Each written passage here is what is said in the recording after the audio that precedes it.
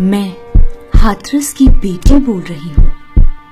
मैं भारत की बेटी बोल रही हूँ। असल में मैं दलित की बेटी बोल रही हूँ। अब आप सुन पा रहे हैं ना मुझे? तब नहीं सुन पाए तो अब सुनिए, पर सुनिए। यूं तो मेरा पैदा होना ही अभिशाप था। एक तो मैं औरत पैदा हुई और दूसरा दलित के घर में पैदा हुई। पूजते होंगे इस देश के लोग कन्याओं को देवी की तरह, लेकिन दलित की बेटी कोई देवी नहीं होती, क्योंकि दलित की बेटी होती है आसान शिकार। आसान शिकार जातिवादी गुंडों के लिए, आसान शिकार गांव के जातिवादी ठाकुरों ब्राह्मणों के लिए, और आसान शिकार गांव के पास बनी चौकी के पुलिस वालों के लिए। तभी तो जब लोग बिस्तर से अंगड़ाई ले रहे थे, मेरी हड्डियां तोड़ी जा रही थी। तभी तो जब लोग चाय की चुस्कियां ले रहे थे, मेरी अस्मिता की धज्जियां उड़ाई जा रही थी। तभी तो जब सीएम सुबह अफसरों की ब्रीफिंग कर रहे थे, मेरी जीभ काटी जा रही थी। दलित की बेटी आसान शिकार है, इसीलिए तो मुझे बाजरे के खेत में रौंद डाला। मेरी चीख उनके जालिम हाथों तले दबकर रह गई। मेरी छटपटाहट उन वहशियों को धकेल न पाई। मेरी सिसकियां किसी से कुछ कह न पाई। क्या आप महसूस कर सकते हैं उस दर्द को, उस पीड़ा को, उस हैवानियत को?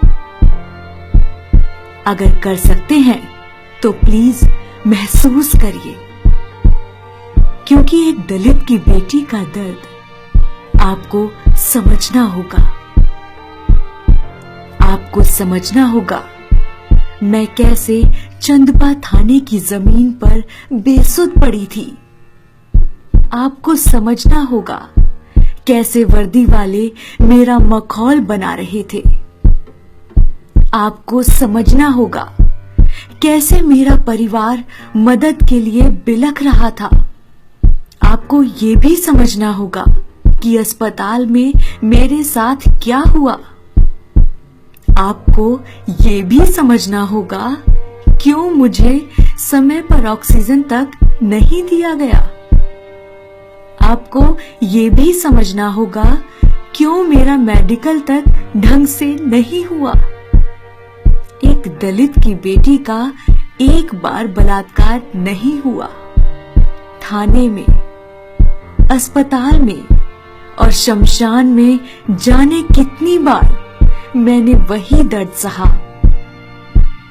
आपको पता है, जब 14 दिन बाद मुझे अलीगढ़ से दिल्ली लाया गया, तो देश के सबसे बड़े अस्पताल में मेरे लिए एक बेड तक खाली नहीं था। एम्स की चौखट से मुझे दुत्कार दिया गया। एक दलित की बेटी को फिर मार दिया गया। 14 दिन तक मुझे इलाज के लिए भटकाया गया।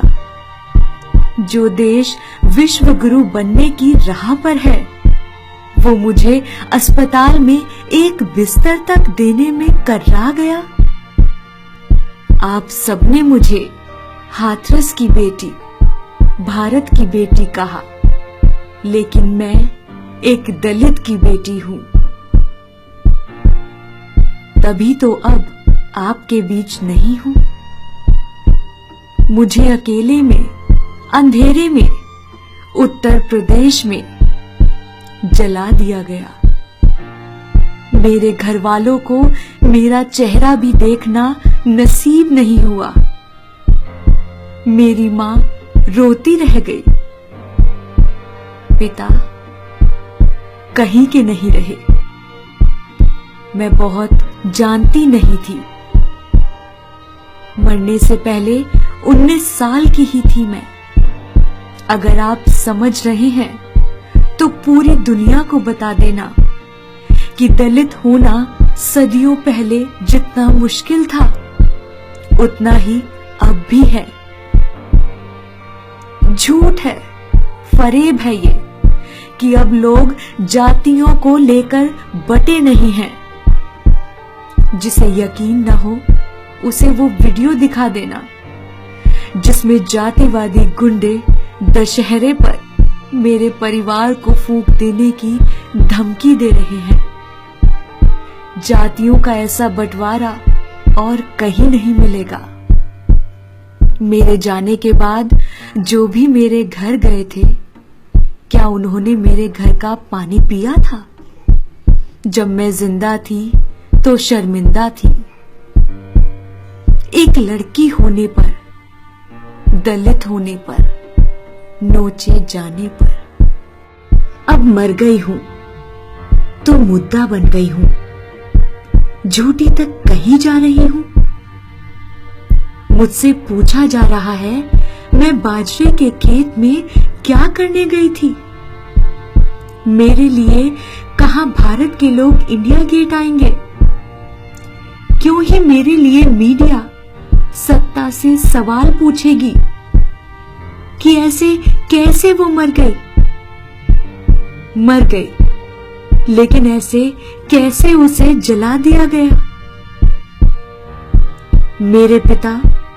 मेरे पिता के पिता और उनके पिता अपने पैदा होने के साथ ही अपमान, अन्याय, छुआछूत, असमानता, उपेक्षा झेलते रहे। और जैसे कोई गुण या बीमारी वंशानुगत होती है, वैसे ही अपमान, अन्याय, छुआछूत, असमानता, उपेक्षा मेरे जन्म के बाद मुझ तक भी पहुंची, एक कदम और क्रूर होकर। मेरे पिता को वो ठाकुर जो उन्हें गाली देकर ही बुलाता था, और पिता के पिता को ठाकुर का पिता भंगी चूड़ा कहकर बुलाता था। वैसे मुझे आपकी दया, सहानुभूति नहीं चाहिए, सिर्फ इसलिए कि मैं दलित हूं। मैं भी उसी हाड़ मांस का इंसान थी जिस हाड़ मांस के आप हैं।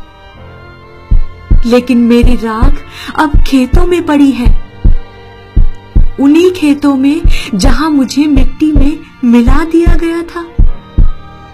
मेरे साथ तो खड़े होने में भी शर्म आती होगी आपको। आप ठहरे ऊंची जाति वाले, जमींदार, ठाकुर, ब्राह्मण, भूदेव, स्वामी। वैसे याद आता है द्रोणाचार्य मुझे, जो किताब में पढ़ा था मैंने। जिस गांव की गलियों में मेरा बचपन जाति के दंश को देखते हुए बीता, आज उसी गांव के जातिवादी गुंडे मेरे गुनहगारों के साथ खड़े हैं। सत्ता, सिस्टम और ब्राह्मणवाद का घिनौना गठजोड़ गलबहिया कर रहा है। लेकिन याद रखना, फूलन भी दलित की बेटी थी और मैं भी दलित की बेटी हूं।